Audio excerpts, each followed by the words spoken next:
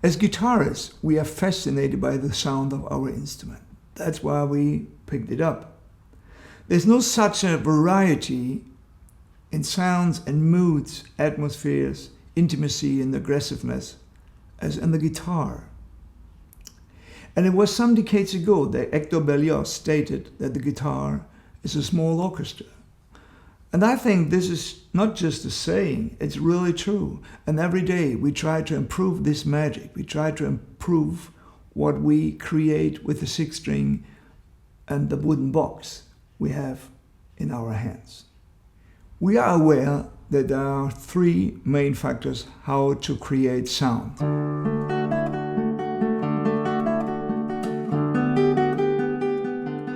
The first is our individual choice of the guitar we play. So this, for example, is a Santos Hernandez from 1941. So absolutely classical example of the Madrid school, the golden age of the Spanish guitar. Or you might play a very modern guitar. I just got a guitar by Andrea Tacchi, which is maybe double that heavy than this guitar, which has a different construction with a very solid body and a very tricky balance in the top, which gives a piano-like sound. It reminds me to some of the early Steinway pianos from the 30s, and it's very fascinating and very strong, but it's the opposite to this guitar. This guitar is also very strong, but it's another construction. And this construction comes from Antonio de Torres. And the idea and the ideal of Torres was to create a very light but powerful instrument. So where everything is ringing, resonating, the back, the sides, the top, the whole instrument. So that's an opposite concept.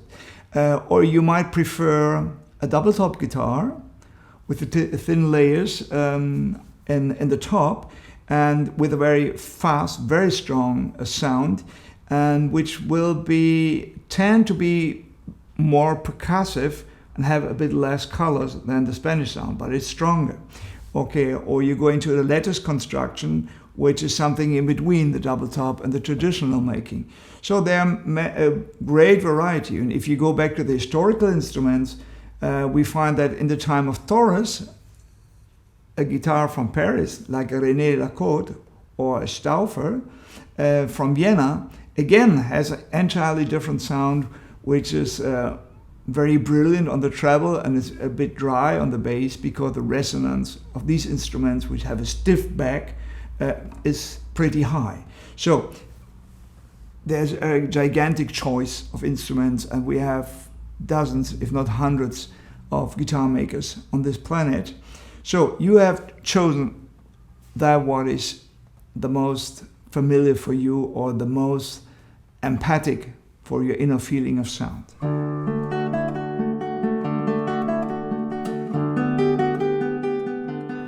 The second factor are the strings.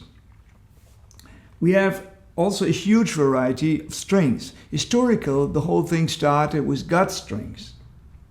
And the gut string was followed then by the nylon string by Augustine Company. And today we have some more creations like the Nile gut by Aquila, well, not by Aquila, but by Mimo Peruffo. And he also created a biocarbon string. So there are various ways. So the difference between that would be the gut string has a very human sound. It's made from a biological material, and it's not so brilliant, and it's very on the bass, based on the ground notes, on the fundamentals, and gives a very cantabile, dark sound. We know it from the lute. The nylon is more brilliant and still has a bit of the gut touch, but it has more overtones, and if you play with fingernails, it's much more appropriate than the gut string, which doesn't like fingernails that kill the gut string. And for more sustain, we have what I mentioned, for example, the Nile gut invention by Mimo Peruffo called Aquila strings, which are also used by many of the lute players. And because they give a long sustain and a very clear sound, they're a little bit thinner in character. They're a bit less cantabile, if you like. So it's your choice what you do. And of course also the combination, which kind of guitar with which kind of string. So for example, for the famous La Leona, built 1856 by Antonio de Torres, I'm opting for a light string. So I personally use a Savara string with a chorum basis and the crystal trebles, and with a carbon third string. This combination works well for me. I prefer that to a gut string, which would be authentic for the Taurus, but practicability is reduced if you play with fingernails, and too complicated for my taste, and too dark in sound.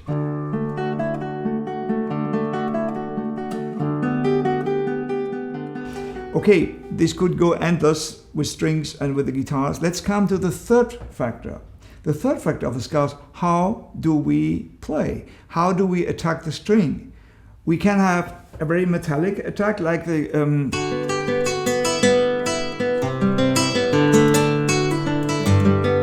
so this is almost like a steel string guitar, a very open sound. Or we go into something very,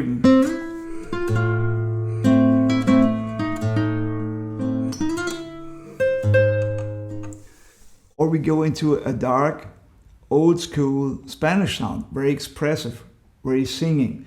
So this is the point. But for that, we need these tools. So we have to shape our fingernails. Like the oboe players, they have to shape their mouthpiece.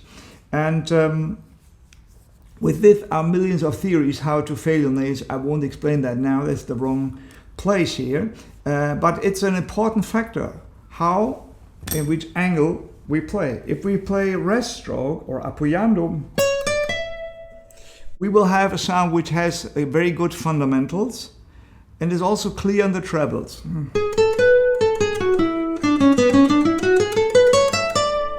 And we can create a lot of color. Or we have a free stroke where we have a more piano-like sound, like.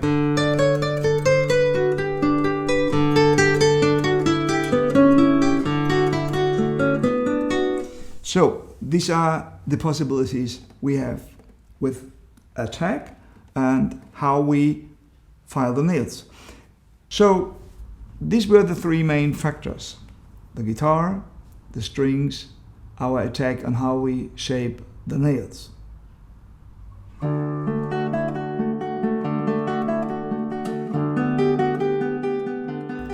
I discovered another important factor for the quality of the guitar. Let me tell you the story of this guitar. Santos Hernandez built this guitar in Madrid in 1941. In late 2023, I bought this instrument, and it's a fantastic, rare vintage master guitar from Spain. It's in mint condition, it's beautiful, and well, the best you could get. And I decided that the machines, and this guitar were probably the original machines, but they were really old and worn out. So when we put them off, the shafts were showing in any direction, they were loose, and the machines were just not anymore good.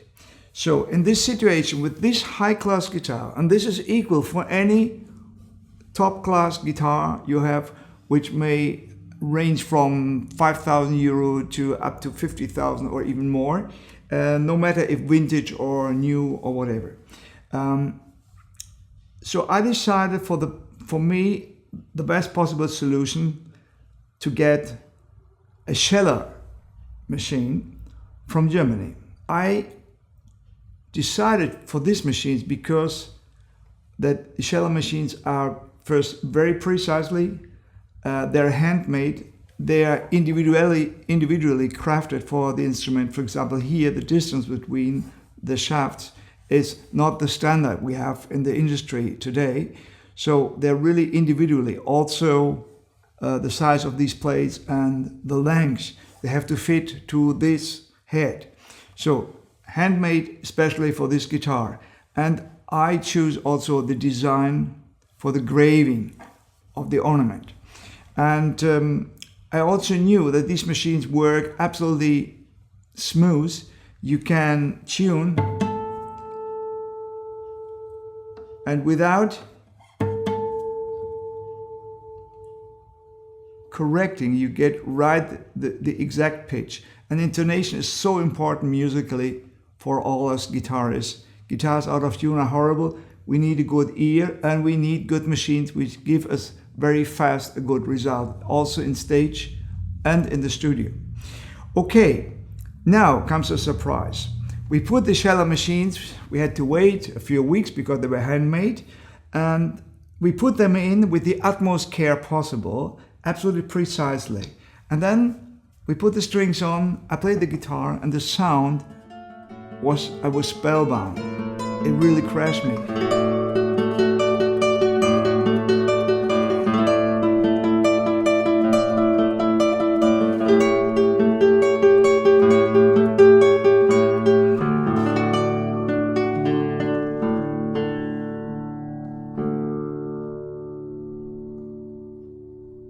It was something like 30% better than before.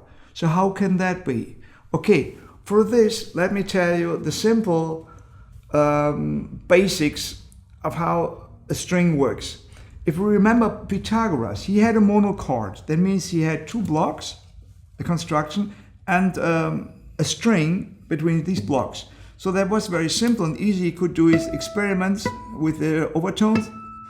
And with the guitar, we have a similar situation. Here's one block, here's no block, but here are the machines. So it is very important that the fixing of the string has the same quality here as here, so that the energy plucking the string goes from the bridge on the top. The top makes the whole body vibrate, depending on the construction, and the air inside. The energy goes from the body into the neck, from the neck in the machines and the shafts to the string back. So this is the circle, which is important that this has to be in a perfect balance so that the string can resonate with the highest possible output. Okay, so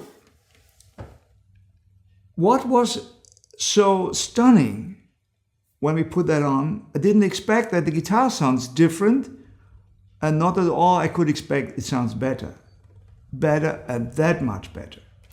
So first of all, the sound was more clear, the overtones were more advanced, you had more harmonics, you had definitely more volume, and most important, a longer sustain. That's where all guitars dream of, a loud and long sustaining guitar, and with a clear sound. So here we have it.